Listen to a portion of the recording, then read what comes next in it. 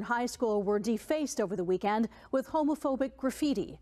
The Niagara Public School Board says the hateful messages were removed immediately. But as Matt Ingram reports, students say this is the latest example of an ongoing problem at the school.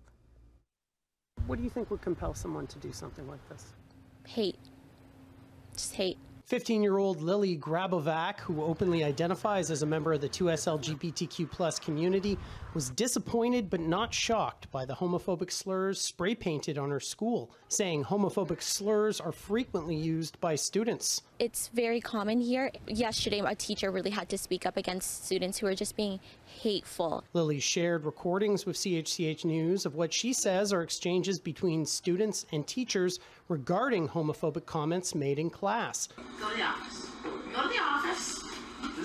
I can't wait to tell my dad about this. Oh, I got to the office because I was making fun of gay people. Oh my God. Yeah, that's wrong and unacceptable at school. So funny.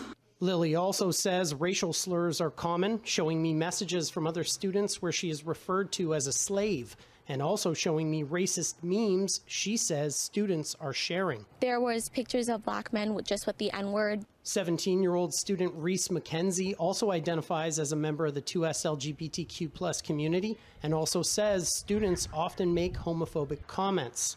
It is awful. You constantly hear what's happening. People making petty comments, offensive jokes, leaving messages all over the school. As for the graffiti, just knowing that it had happened just wrought me right to my core. Saying she is sometimes subjected to slurs, 16-year-old student and 2S LGBTQ+ person Allison Vello was shaken by the graffiti. I was very hurt to see that. I have no words. It's cruel, and I feel like we're better than that. That message tells me to stay home. That message tells me not to go to school.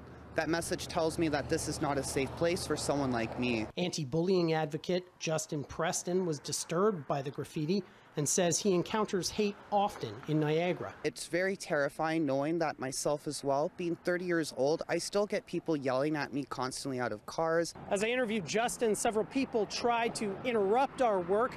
A pickup truck came back and forth twice, revving its engine, trying to drown him out. And a woman in a white van slowed down to scream at us to leave kids alone.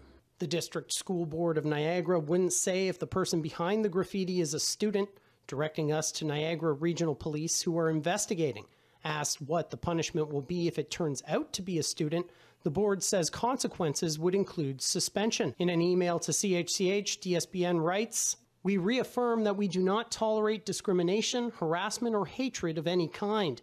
DSBN has done a great deal of work over the past years to ensure that all DSBN schools are inclusive and welcoming, but we know there is always more to be done." Niagara Regional Police's investigation remains ongoing. Matt Ingram, CHCH News, Port Colborne.